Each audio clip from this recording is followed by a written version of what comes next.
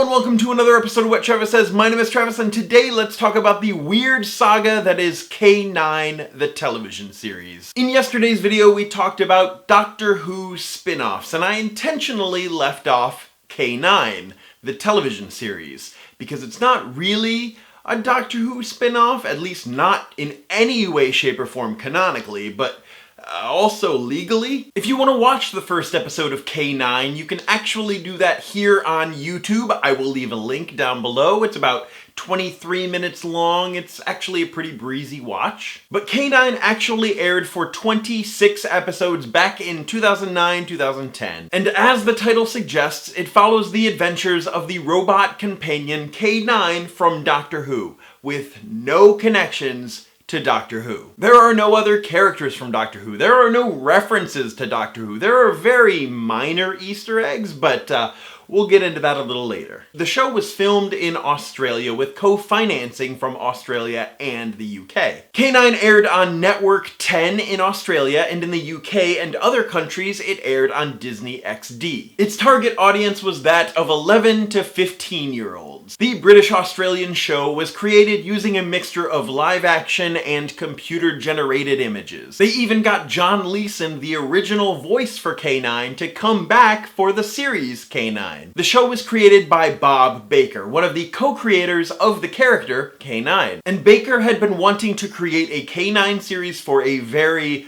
very long time. In 1997, they were very close, but the funding just wasn't there. K9 is set in London in the year 2050, following a couple teenage kids and this professor trying to mess with the time-space manipulation in order to get his family back. While the professor is messing with this portal, some villainous aliens come through, followed by K9. And immediately after appearing, wanting to save the kids' lives from these evil villainous aliens, K9 self-destructs himself. Now you may be saying to yourself, that's crazy. K9 just immediately comes through this portal, wants to save these kids he's never met, and self-destructs. He gives up his life for these kids. That is so noble. When production began on K9 back in 2007, the BBC declined the opportunity to be a part of the show in any way, shape, or form. And although creator Bob Barker owns the character rights to K9, the BBC actually owns the original character design of K9. So how do you have a series about K9 when K9 immediately self-destructs himself and Bob Barker doesn't own the rights to that design?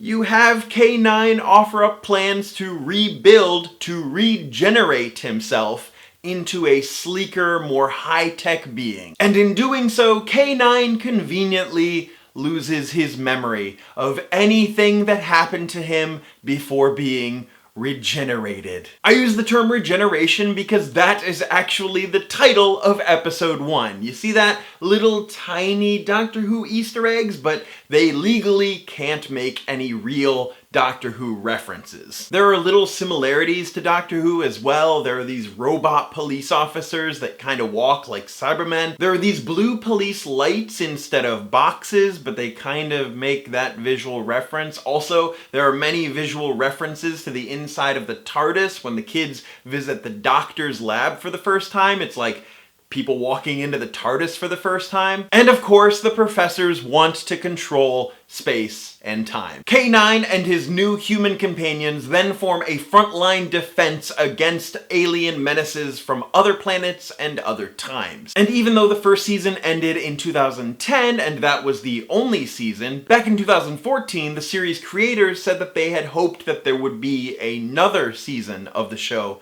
very soon. And then in 2016, the series creators were talking about how there was possibly going to be a movie featuring Omega. And then in 2018, the series creators said that there was another season in the works and a feature film in the works, and that we were supposed to get something early 2019. But you see where we're at right now. To me, this is just such a wild ride for a Doctor Who spin-off that isn't actually a spin-off, that doesn't have any connections to Doctor Who, but still would not succeed without the success of Doctor Who. The original air date for episode 1 in Australia was April 3rd, 2010. You know what else happened April 3rd, 2010?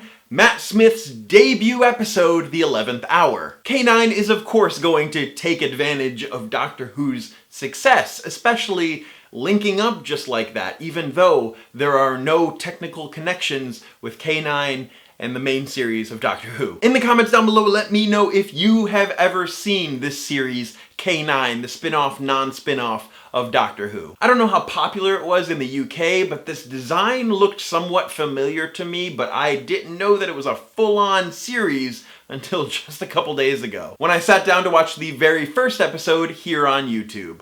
Just a bizarre story. The story of the creation of the series K9, not K9 the story.